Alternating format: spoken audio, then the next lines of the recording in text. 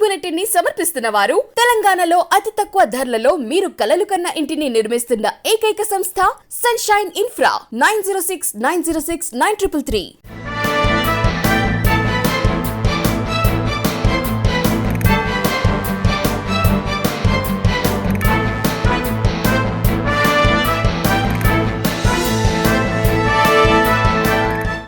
Good morning, welcome to V3 news. లక్ష్యం సమాజ హితం. నేను ఎమ్మెల్యే బులెటిన్ల ముందుగా హెడ్లైన్స్ చూద్దాం. రైతులను ఇబ్బందులకు గురి చేస్తున్న పుట్లూరు తహసీల్దార్, ఉన్నతాధికారికి ఫిర్యాదు చేసిన రైతు.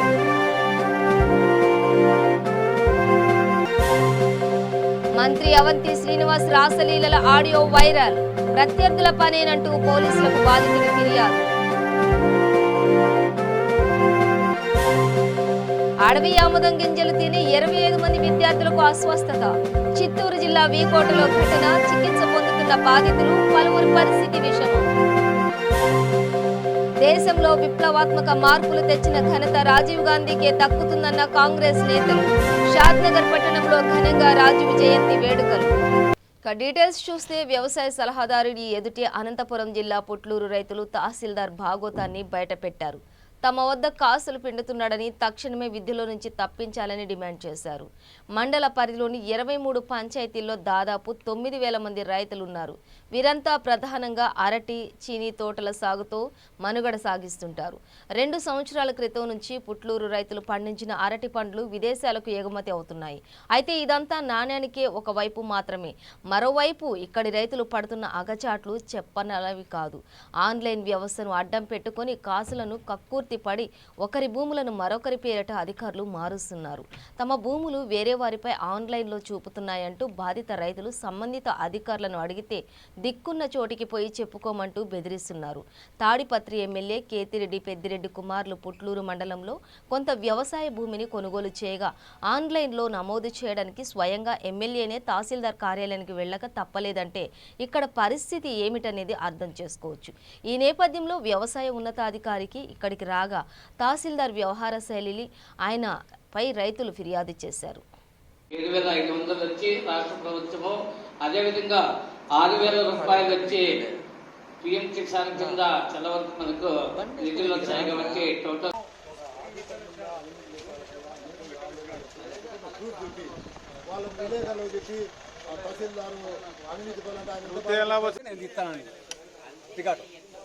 ఎంత 50.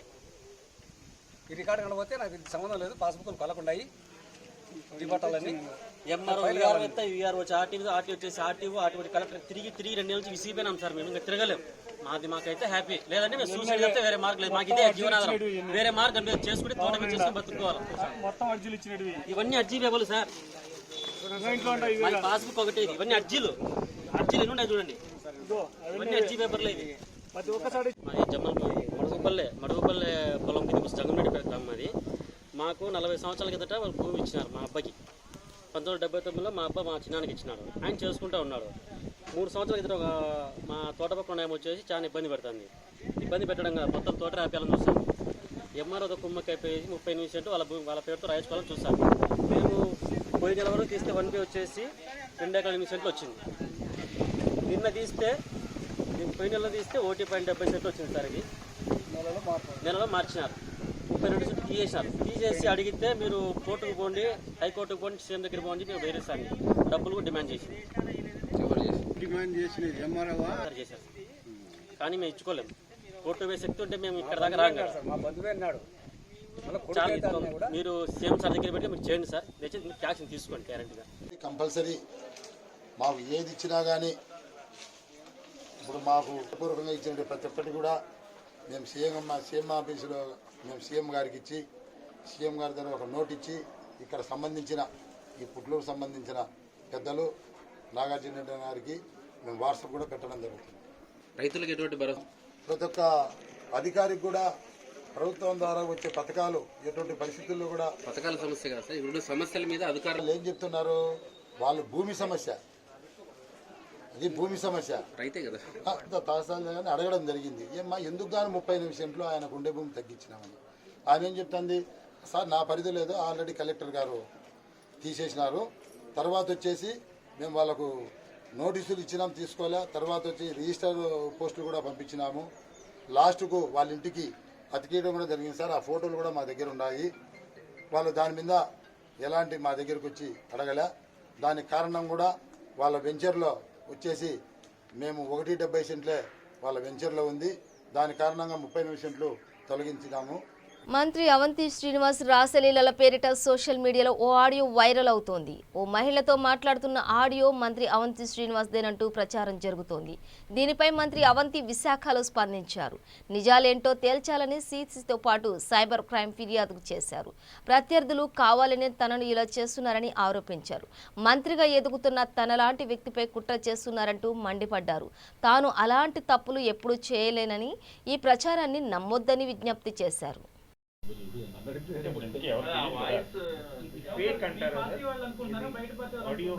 అది మన అలా చెప్తాను. నేను అందుకనే పోలీస్ కంప్లైంట్ ఇచ్చాను. నేను అంటే వాళ్ళు నిర్ణయిస్తారు. అంటే వైరల్ కూడా మీ పార్టీ లెవెల్లో చేశారని వైరల్ అవుతుంది కాదు సార్. ఇప్పుడు అందుకనే నేను పోలీస్ కంప్లైంట్ ఇచ్చాను. ఇప్పుడు నేను అనుకుంటున్నా, నేను అవుతుంది మా పార్టీ వాళ్ళు ఎందుకు చేస్తారు నా మీద. అందరితో కూడా నేను నాన్ కాంట్రవర్సీ, మీరు కూడా చూస్తున్నారు. నేను ఎవరితో కాంట్రవర్సీ పెట్టుకునే వ్యక్తిని కానీ, లేదా ఎవరితో వర్క్ మెయింటైన్ చేసి ఇస్తుంది కానీ, గ్రూప్ మెయింటైన్ చేసి ఇస్తుంది కానీ. మీ ఒపీనియన్లో ఇది 100% గతంలో కూడా మీ మీద ఇలాంటి ఆరోపణలు వచ్చాయి. ఎందుకు వరుసగా మీ మీద ఇట్లాంటి ఫేక్ ఆడియోలు రిలీజ్ చేస్తున్నారు? గతంలో వచ్చినప్పుడు పోలీసులకు ఫిర్యాదు చేయలేదా? అప్పుడు ఏం పోలీసులు పట్టించుకోలేదా? మీరు ప్రభుత్వంలో మంత్రిగా ఉన్నారు. అందుకే చేయలేదు నేను. ఇప్పుడు కూడా స్పందించలేదు. ఇలా మనం ఇప్పుడు కానీ స్పందించి దీన్ని సీరియస్ తీసుకోకపోతే ఇలా కంటిన్యూ చేసుకుంటూ వెళ్తారని ఈ రోజున పోలీస్ కంప్లైంట్ ఇవ్వడం మీ ముందు రావడం జరిగింది.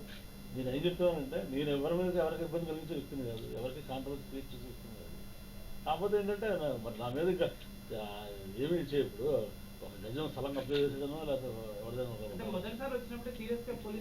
అప్పుడే నేను సరే అది కాదండి. ఇప్పుడు మనం ప్రజా జీవితంలోకి వచ్చాం. వచ్చిన ఇప్పుడు 20 మంది ఉన్నారు. 20 మందిలో 10 మంది నచ్చవచ్చు, ఒకరిద్దరు నచ్చకపోవచ్చు. అంత మాత్రం ప్రతిదీ మనం టైం వేస్ట్ చేసుకోలేం కదా. పోలీస్ కంప్లైంట్ పెట్టడం, లేకపోతే ప్రతిదీ ప్రెస్ మీట్ పెట్టడం, ప్రతిదీ మనం ఇది చేయటం అనేది. సో కాబట్టి ఇవన్నీ ఏంటంటే ప్రజా జీవితంలో నేను ముందే నాకు తెలుసు. ఎమ్మెల్యే, ఎంపీ, మినిస్టర్ ఎప్పుడైనా 30-30 సంవత్సరాల నుంచి ప్రజా జీవితంలో నేను చూస్తున్నాను. మన రోడ్డు మీద ఇంట్లోంచి బయటకు వచ్చినప్పుడు మనకి 10 మందిలో 7 మంది మనం ప్రేజ్ చేయొచ్చు, ఒకరిద్దరు కంపల్సరీ విమర్శ చేస్తుంటారు. ఆ విమర్శలు మనం పాజిటివ్ తీసుకోవాలని నేను విన్నాళ్ళు. అందుకే చెప్పాను నేను. అందుకే నా రాజకీయ జీవితంలో నేను ధైర్యంగా చెప్పగలను. నేను చెప్తున్నాను. చిత్తూరు జిల్లా వీకోట మండలం కుంబర్లపల్లెలో అపశృతి చోటు చేసుకుంది. అడవి ఆముదం గింజలు తిని 25 మంది పాఠశాల విద్యార్థులకు అస్వస్థతకు గురయ్యారు. దీంతో వారిని స్థానికులు వీకోటలోని ప్రభుత్వ ఆసుపత్రికి తరలించారు. పాఠశాల ముగిశాక ఆడుకుంటున్న తరుణంలో ఈ గింజలు కనిపించాయి. దీంతో చిన్నారులు వాటిని తినేశారు. కాసేపటి తర్వాత వాంతులు మొదలయ్యాయి. వీరిలో పలువురు పరిస్థితి విషమంగా ఉంది.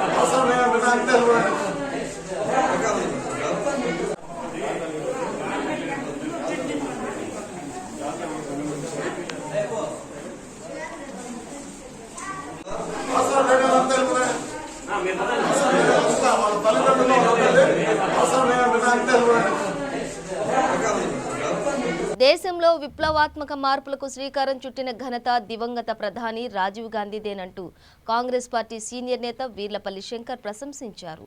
రాజీవ్ జయంతి సందర్భంగా షాద్నగర్ పట్టణంలోని ఆయన విగ్రహానికి పూలమాలలు వేసి నివాళులర్పించారు. ఈ సందర్భంగా ప్రభుత్వ ఆసుపత్రిలో రోగులకు పండ్లు, బ్రెడ్లు ఉచితంగా పంపిణీ చేశారు.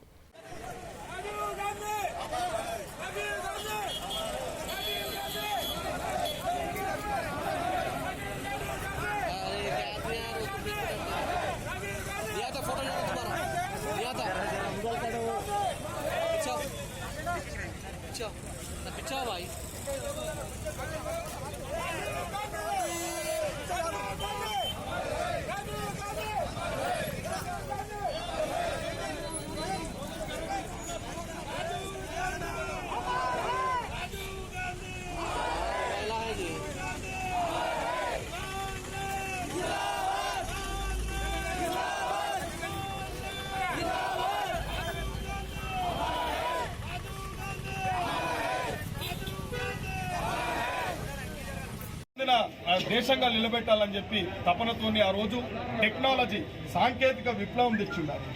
ఇలా అందరూ అన్నారు అది ఏమవుతుంది ఏం పోతుందని.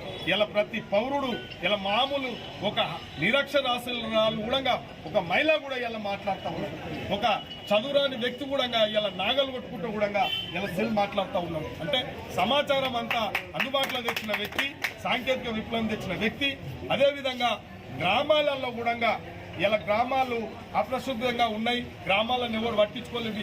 ఏది విద్యుత్ పరంగా కానీ, రహదారుల పరంగా కానీ, ఏదైనా డ్రైనేజ్. ముగుళ్లపల్లి యువసేన అందరికీ ఆదర్శంగా నిలిచింది. హైదరాబాద్ దిల్సుఖ్ నగర్లోని సత్యనారాయణ స్వామి ఆలయంలో పేద జంటకు ఉచితంగా వివాహం చేసింది.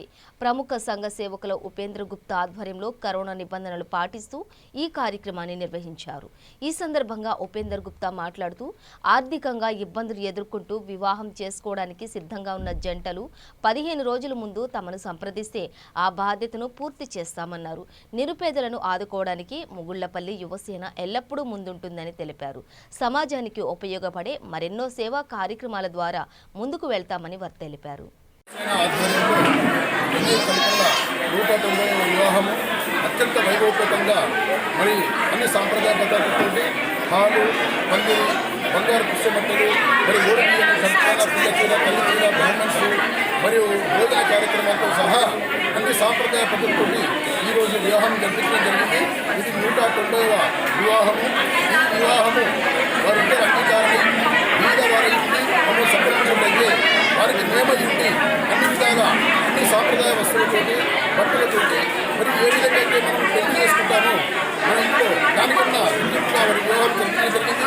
ఈ కల్పనా వినయ్లో నిత్య నూతనంగా దంపతులుగా దేవిద్యమానంగా వెళ్ళి వారు 2 సంవత్సరాలు అన్యోన్యమైన కాపులు నిర్వహించి పుట్ల పౌట్ల మనోవాంఛ, కీర్తి, ప్రతిష్ట, ధన కనక వస్తు వాహన వ్యాపారం, ఆరోగ్యం, ఐశ్వర్యం అన్ని విధాలు మంచి ఉండాలని చెప్పి వీరవిక్రమ సత్యనారాయణ స్వామి వారిని మరి అమ్మవారిని ఈరోజు శ్రావణ శుక్రవారము అమ్మవారి ఆశీస్సులు ఉండి ఇది దాంపత్య జీవితం నిండుగా ఉండాలని చెప్పి కోరుకుంటున్నా. ఇదే ప్రాంగణంలో 20 తారీఖు నాడు ఇంకొక వివాహం జరుగుతున్నాము, 191 వివాహము. మరియు ఇదే ప్రాంగణంలో 1వ తారీఖు నాడు 192 వివాహం నిర్వహించడం జరుగుతుంది. ఇది నాకు సహకరించిన దాతలకు, నా మిత్రులకు, శ్రేయోభిలాషులకు, బంధువులకు పేరు పేరున ధన్యవాదాలు తెలియజేస్తున్నా. ఎందుకంటే దాత పురస్కారే. ఏ వస్తువైనా దాత రూపేణ, ధన రూపేణ, వస్తు రూపేణ, కార్యరూపేణ దాత సహకరించినప్పుడే నేను ఈ కార్యక్రమం నిర్వహించడం జరుగుతుంది. ఈ కార్యక్రమం నిర్వహించడం నా పూర్వజన సుకృతంగా భావిస్తున్నాను. ఈ కార్యక్రమమే కాదు, ప్రతి వివాహాన్ని కాలభైరవ ఉపాసకులు, కాలభైరవ స్వామి గారు వారి మంత్రోచ్చరణతోటి ఈ వేద మంత్రాలతోటి జంటకు వివాహం చేయించడం జరుగుతుంది. ప్రతి వివాహం కూడా వారి జరుగుతుంది. ఈ కార్యక్రమం సహకరించిన పుల్లూరు ఉపేంద్ర గారు, ఉపేంద్ర గారు మరియు ప్రతిష్టది. నెల్లూరు జిల్లా సూళ్లూరుపేటలో జరిగిన వైఎస్ఆర్సీపీ కౌన్సిలర్ సురేష్ హత్య కేసుని పోలీసులు ఛేదించారు. బినామీ బాలు అనే వ్యక్తి పక్కా ప్రణాళికతో సురేష్ను హతమార్చినట్లు పోలీసులు నిర్ధారించారు. ఈ హత్యకు ఆర్థిక పరమైన లావాదేవీలే కారణమని డీఎస్పీ రాజగోపాల్ రెడ్డి వివరించారు. అందరికీ నమస్కారం. నెల్లూరు జిల్లా సూళ్లూరుపేట మున్సిపాలిటీ పరిధిలో బ్రాహ్మణ వీధిలో ఈ నెల 9వ తేదీ Talluri Venkata Suresh 16th ward councillor యొక్క దారుణ హత్య గురించి అందరికీ తెలిసిన విషయమే. హత్య 9వ తేదీ సాయంత్రం 4 గంటల ప్రాంతంలో అతని కారు ఒకటి ప్రైవేట్ కార్ పార్కింగ్ షెడ్లో జరగడం తెలిసిందే. ఆ రోజు నుంచి కూడా ఈ రోజు వరకు మా నెల్లూరు జిల్లా ఎస్పీ విజయరావు సార్ గారి ఆధ్వర్యంలో ఒక 5 టీములు, నేను, తర్వాత మన ఇక్కడ సూళ్లూరుపేట సిఐ గారు కోవిడ్లో ఉన్నందువల్ల నాయుడుపేట సిఐ గారు, తర్వాత మన రూరల్ సిఐ శ్రీనివాసరెడ్డి, ఇంకా మా సబ్ డివిజన్లో నాకు 5 మంది ఎస్ఐలు 5 టీంలుగా ఏర్పడి పలు బృందాలుగా ఏర్పడి ఈ హత్య కేసును ఛేదించడం జరిగింది. ఇందులో ముద్దాయి తంగి బాలు వయసు 32 సంవత్సరాలు, సన్నఫ్ ఆర్ముగము, వాటంమేడు గ్రామము, తడ మండలం. ఇతన్ని నిన్న సాయంత్రం 4:30కి అరెస్ట్ చేయడం జరిగింది. ఇతని ఒప్పుదల స్టేట్మెంట్ మేరకు ఈ మనకు ఎవరైతే డిసీజ్డ్ ఉన్నారో తాళ్ళూరు వెంకట సురేష్, అతని భార్య, 2 పిల్లలతో కూడా బ్రాహ్మణ వీధిలో అతని సొంత ఇంట్లో కాపురం ఉంటున్నాడు. అతడు రియల్ ఎస్టేట్ వ్యాపారం మరియు ఫైనాన్స్ వడ్డీ వ్యాపారం కూడా చేస్తాడు. ఈ క్రమంలో ఉండగా 2 సంవత్సరాల కిందట ఈ తంగి బాలు ఇతడు కోలాటం నేర్పుతూ పిల్లలకు కోలాటం నేర్పేటప్పుడు ఈ ఆర్యవైశ్య కళ్యాణ మండపంలో కొద్దిమంది అక్కడ వాళ్ళ కోలాటం నేర్పమని అంటే కోలాటం నేర్పుతూ ఈ కుటుంబంతో అతనికి సన్నిహిత సంబంధాలు ఏర్పడతాయి. తర్వాత 2 సంవత్సరాల నుంచి ఇతడు ఎవరైతే చనిపోయి ఉన్నాడో వెంకట సురేష్ ఇంట్లోనే కింద పోర్షన్లో బాడక్కుంటున్నాడు. బాడక్కుంటుకొని కుటుంబ సభ్యులతో చాలా సన్నిహితంగా మెలుగుతూ అందరితో సన్నిహిత సంబంధాలు కొనసాగిస్తూ చిన్నగా వాళ్ళ యొక్క వ్యాపార లావాదేవీలు, వాళ్ళ ఇంటి పనులు, తర్వాత రియల్ ఎస్టేట్లో కూడా ఎంటర్ కావడం జరుగుతుంది. ఇందులో భాగంగా 2019 సంవత్సరంలో ఆగస్టు నెలలో ఇతడు ఈ సురేష్ బాబు ఈ శ్రీ సిటీలో ఈ తడా మండలం పూడిగంటికలో 57 సెంట్ల స్థలాన్ని దరిదాపు ఇప్పుడు మార్కెట్ వాల్యూ 60 లక్షలు చేస్తుంది. దాన్ని ఇతని బినామీగా ఇతని పేరున రిజిస్ట్రేషన్ చేయడం జరుగుతుంది 2019 ఆగస్టులో.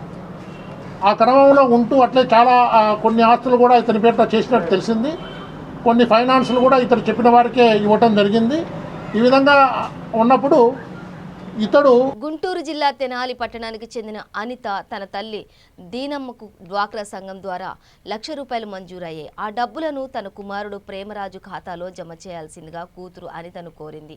దీంతో అనిత కొత్తపేటలోని SBIకు వెళ్లింది. బ్యాంకులో ఒకేసారి 1,00,000 జమ చేయడం సాధ్యం కాదని, రోజుకు 49,000 మాత్రమే జమ చేస్తామని సిబ్బంది చెప్పారు. ఇదంతా గమనించిన ఓ వ్యక్తి తాను బ్యాంకు సిబ్బందినని ఖాతాలో మొత్తం నగదును ఒకేసారి జమ చేయిస్తానని నమ్మించాడు. 2 ఓచర్లలో 70,000, 30,000 చొప్పున రాసి బ్యాంకులో డబ్బులు వేస్తున్నట్లు నటించి ఖాతాలో డబ్బు జమైనట్లు ఓచర్లను అతనికిచ్చాడు. అనంతరం అనిత తన తమ్ముడికి ఫోన్ చేసి డబ్బులు వేసినట్లు చెప్పింది.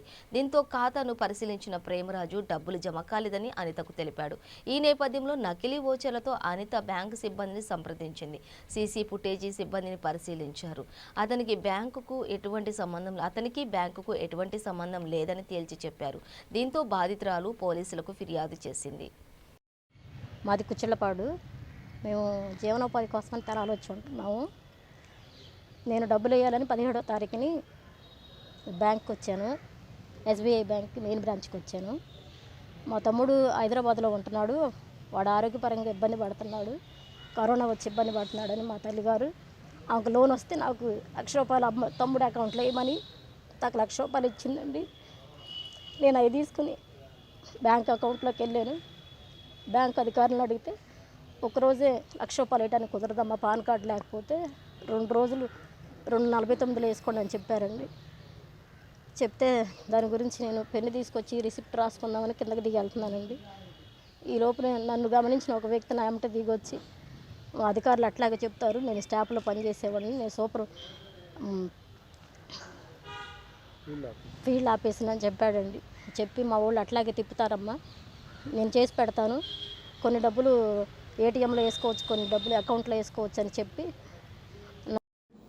తెనాలి పట్టణానికి సంబంధించి నీలా అనిత గారు మొన్న అనగా 17వ తేదీన వారి అమ్మగారు దీనమ్మ గారికి వచ్చిన డ్వాక్రా అమౌంట్ని వారి తమ్ముడు హైదరాబాద్లో ఉండే ప్రేమరాజుకు బ్యాంకులో అకౌంట్లు వేయ నిమిత్తం తెనాలి 1 టౌన్ పరిధిలో ఉన్నటువంటి SBI మెయిన్ బ్రాంచ్కి వెళ్ళి ₹1,00,000 డిపాజిట్ చేయడానికి ప్రయత్నం చేయగా అక్కడ బ్యాంక్ ఆఫీసర్స్ ₹1,00,000 ఒకేసారి వేసుకోవడం కుదరదు, 49,000 మాత్రమే యాక్సెప్ట్ చేస్తామని చెప్పగా ఆ నిరాశతో వెనుదిరిగే క్రమంలో ఒక అన్నోన్ పర్సను ఇదంతా అక్కడ ఉండి అబ్జర్వ్ చేస్తున్న అతను ఆమెను ఫాలో అయ్యి, నేను బ్యాంకులో పనిచేసే ఎంప్లాయీనండి, మీరు చెప్తే మా వాళ్ళు స్టాఫ్ చేయరు, నేను అది డిపాజిట్ చేపిస్తాను ఉండండి అని చెప్పి ఆవిడ నమ్మబలికేలాగా మాట్లాడి ఆవిడకి సంబంధించి 70,000 ఒకసారిగా 30,000 ఒకసారిగా నేను డిపాజిట్ చేపిస్తానని చెప్పి డిపాజిట్ ఫామ్స్ ఫిలప్ చేయించి ఆమెకి మాయ మాటలు చెప్పి ఆమె దగ్గర ఉన్నటువంటి డబ్బులను తీసుకొని 2 దఫాలుగా బ్యాంక్ పైకి వెళ్ళి, అంటే ఫస్ట్ ఫ్లోర్లో ఆపరేషన్స్ జరుగుతుంటాయి, కింద సెల్లార్లో ఆమెను ఉంచి పైకి వెళ్ళి ఒక 10 నిమిషాల తర్వాత వచ్చి deposit forms already receipt acknowledgement form వాళ్ళకి ఇచ్చి. గుంటూరు జిల్లా రాజుపాలెంలో దారుణం చోటు చేసుకుంది. 2 యువకులు మైనర్ బాలికపై సామూహిక అత్యాచారానికి పాల్పడ్డారు. పులిచింతల పునరావాస కేంద్రంలో జరిగిన ఈ ఘటన ఆలస్యంగా వెలుగు చూసింది. బాధితురాలి మేనమామ సాగర్ ఫిర్యాదు మేరకు కేసు నమోదు చేసిన పోలీసులు దర్యాప్తు ప్రారంభించారు. గ్రామానికి చెందిన 2 యువకులను అదుపులోకి తీసుకుని విచారించారు.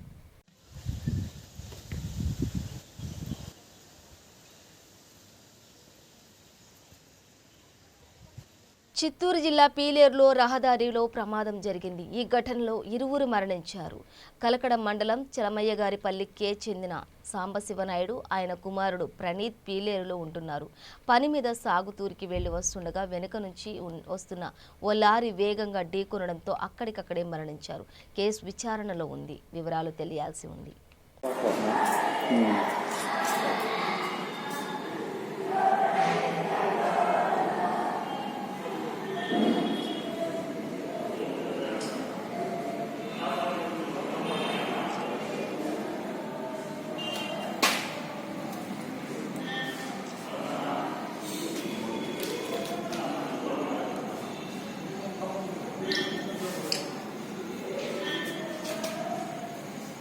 ఏంటి జరుగుతుంది? చెవులు రక్తం వచ్చేస్తుంది ఇక్కడ కానీ ఎంత చిన్న ఏదో అలా చూస్తే ఇంకా బాగా ఎక్కేసి బండి లేదు అర్థం కాదు. ఏం నడుములు కానీ ఏం లేవు అసలు. నిధులు విజయనగరం జిల్లాలో దారుణం చోటు చేసుకుంది. పూసపాటిరేగ మండలం చౌడవాడ గ్రామంలో కాబోయే భార్యపైనే పెట్రోల్ పోసి నిప్పంటించాడు ఓ ప్రబుద్ధుడు. ఈ క్రమంలో ఆ యువకుడిని బాధితురాలి సోదరి అడ్డుకోవడానికి ప్రయత్నించింది. దీంతో వారిద్దరి మధ్య తోపులాట జరిగింది. మంటల కారణంగా బాధితురాలి సోదరితో పాటు ఆమె కుమారుడికి తీవ్ర గాయాలయ్యాయి. స్థానికులు గాయపడ్డ 3 సమీపంలోని ఆసుపత్రికి తరలించారు. కాగా రాంబాబు అనే వ్యక్తి దాడికి పాల్పడినట్లు పోలీసులు నిర్ధారించారు. ఈ మేరకు కేసు నమోదు చేసుకున్న పోలీసులు దర్యాప్తు చేస్తున్నారు. ఆ అమ్మాయి ఆ అబ్బాయికి చాలా ఇష్టం. 2 లవ్ చేసుకున్నారు. అయితే అమ్మాయిని ఫస్ట్ ప్రేమించిన తర్వాత ప్రేమించారు. ఆ అమ్మాయికి సంబంధాలు వస్తే ఆ విషయం మాకు ఎవరికి తెలియదు ప్రేమించుకున్నట్టుగా. ఆ అమ్మాయికి మేము సంబంధాలు చూస్తుంటే నాకు ఇష్టం లేదని చెప్తున్నారు. అయితే ఈ విషయంలో ఆ అబ్బాయి అమ్మాయికి ఫోన్ చేసి నువ్వు ఎవరికి పెళ్లి చేసుకోకు, నేను చేసుకుంటున్నానని ఆ అమ్మాయిని నమ్మించాడండి. నమ్మించిన తర్వాత గతంలో ఈ 2021లో ఆ అమ్మాయి బయటపట్టిందండి. అయితే ఆ అబ్బాయిని అడిగితే నాకు ఇష్టం లేదని అన్నారండి. పెద్దల క్షమంలో పెడితే అది ఇది అనేసి ఏదేదో వంకలు పెట్టి ఆ అమ్మాయిని వదిలించుకోవాలని చూశాడండి. దానికి ఈ అమ్మాయి ఒప్పుకోలేక కేసు పెట్టామండి. కేసులో కూడా పోలీసులు కూడా అందరూ సపోర్ట్ చేశారు. అమ్మాయికి బాగానే ఉంది, ఒప్పించారు. అబ్బాయి కూడా ఒప్పుకున్నాడు. అయితే కట్నం దగ్గర కూడా మళ్ళీ చిన్న చిన్న బ్యాలెన్స్లు అవి ఇవి కావాలనేసి ఏదేదో పెట్టాడు. అయితే వాటన్నిటి కూడా మేము కాంప్రమైజ్ అయ్యి 5 లక్షల కట్నము, ఒక బైకు అతను అడిగి అన్నీ ఒప్పుకున్నాం. అయితే ఈ శ్రావణ మాసంలో ఆయనకి పెళ్లి చేద్దామని నిర్ణయించుకున్నామండి. అయితే రాత్రి ఒక 2-3 రోజులు కానించి రాత్రి 12 గంటలకు రావటం, మీరు ఎక్కడ పడుకుంటున్నారు, మీరు ఎలా పడుకున్నారు, అమ్మాయిలు ఎక్కడ పడుకున్నారు, మీ అక్కలు ఎక్కడ పడుకున్నారు అని ఆ అమ్మాయిని అడగటం, వేధించటం. తర్వాత ఆ అబ్బాయి మళ్ళీ ఆ నైట్ వచ్చింది కాక మళ్ళీ ఆ టైంలో మళ్ళీ అడిగి వెళ్ళిపోవటం జరుగుతుందండి. ఆ తర్వాత ఈరోజు రాత్రి ఏం జరిగిందంటే ఎవరికి అసలు ఫోన్ చేస్తే ఫోన్ ఎత్తలేదు. వస్తాడేమో చూస్తే రాలేదు. అయితే రాలేదనేసి వీళ్ళు నిద్రపోయారండి బయట. అతను ఏ టైంలో వచ్చాడో కూడా ఎవరికి తెలియదు. వచ్చి డాబా పైకి ఎక్కి డాబా పై నుంచి అటువంటి షేడ్ ఉంటుంది సార్, షేడ్ పైకి కింద దిగి ఆ అమ్మాయి బయట పడుకుందని చూసి ఆ అమ్మాయి పైన పెట్రోల్ వేసి నిప్పి పెట్టేసి పారిపోయాడు సార్. ఇందులో ఆ మంటలు చూసి చుట్టుపక్కల ఉన్న వాళ్ళు వేసి ఆ అమ్మాయిని ఆరపడం జరిగింది. తర్వాత ఆ అమ్మాయికి 108కి ఫోన్ చేసి పోలీసులకు ఫోన్ చేసి పోలీసుల సిబ్బందితో 108 ఆధ్వర్యంలో ఈ హాస్పిటల్కి తీసుకురావడం జరిగింది సార్. ఆ అమ్మాయి అక్క చెల్లినాక పక్కన పడుకున్నారు సార్. ఈ అమ్మాయి ఒంటరిగా వేరే ఒక మంచమే పడుకుంది. వాళ్ళ అక్కన వాళ్ళ బాబు పక్కన ఇంకో మంచమే పడుకున్నారు సార్. ఈ అమ్మాయికి అంటుకోవడంలో ఈ అమ్మాయి భయంతో లెగిసి ఆ దుప్పట అనేది బయటికి విసిరేయడం వల్ల వాళ్ళ అక్క మంచం మీద వెళ్ళి ఈ మంటతో పడిపోయింది సార్. ఈ మంట అనేది మళ్ళీ వాళ్ళ అక్కకు అంటుకోవడం జరిగింది సార్. అమ్మాయి వాళ్ళ అక్క సార్ వాళ్ళ అబ్బాయికి ఆ తగులుకోవడంలో ఆ అమ్మాయి వాళ్ళ అబ్బాయి కూడా చాలా సీరియస్గా ఉంది సార్. రాత్రి 1 గంట సార్, 1 గంట నుంచి 2 లోపు సార్. ఆ టైంలో సార్, ఆ టైంలో జరిగింది. అసలు ఆ అబ్బాయి ఎటు నుంచి వచ్చాడో కూడా, అసలు ఎలా అటాక్ చేశాడో కూడా తెలియదు సార్. కానీ అతను మాత్రం ఇది ఒకటి ఆయన ఒక్కటి చేసింది కాదు సార్. అతనికి ఒక 2-3 వెనక నుంచి సపోర్ట్ చేశారు. సపోర్ట్ చేసే వాళ్ళు కూడా సొంత. ఉమ్మడి కరీంనగర్ జిల్లాలోని ప్రాజెక్టులు నిండుకుండలా మారాయి. భారీ వర్షాల కారణంగా ప్రాజెక్టుల్లో భారీగా వరద నీరు చేరింది. శ్రీపాద ఎల్లంపల్లి ప్రాజెక్టు వద్ద 63,866 క్యూసెక్ల ఇన్ఫ్లో, 87,033 క్యూసెక్ల అవుట్ఫ్లో నమోదైంది. దీంతో అధికారులు 16 గేట్లు ఎత్తివేశారు.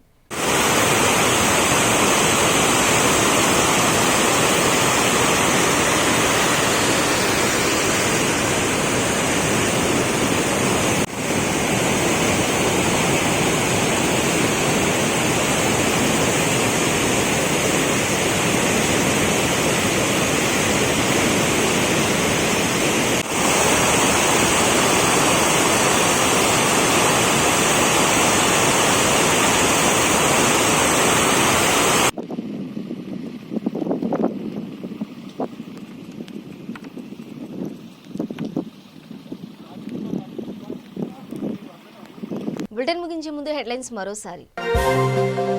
రైతులను ఇబ్బందులకు గురి చేస్తున్న పుట్లూరు తహసీల్దార్, ఉన్నతాధికారికి ఫిర్యాదు చేసిన రైతు.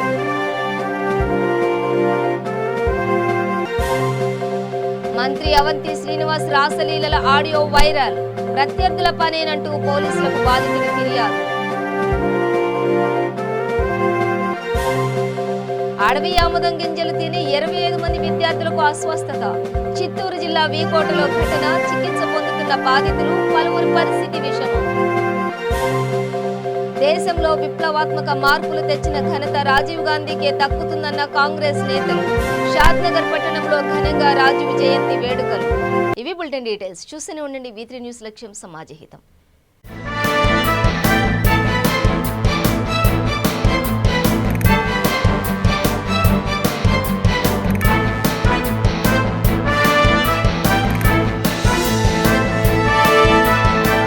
ఈ బులెటిన్ ని సమర్పిస్తున్న వారు తెలంగాణలో అతి తక్కువ ధరలలో మీరు కలలు కన్న ఇంటిని నిర్మిస్తున్న ఏకైక సంస్థ సన్షైన్ ఇన్ఫ్రా. 9069069333.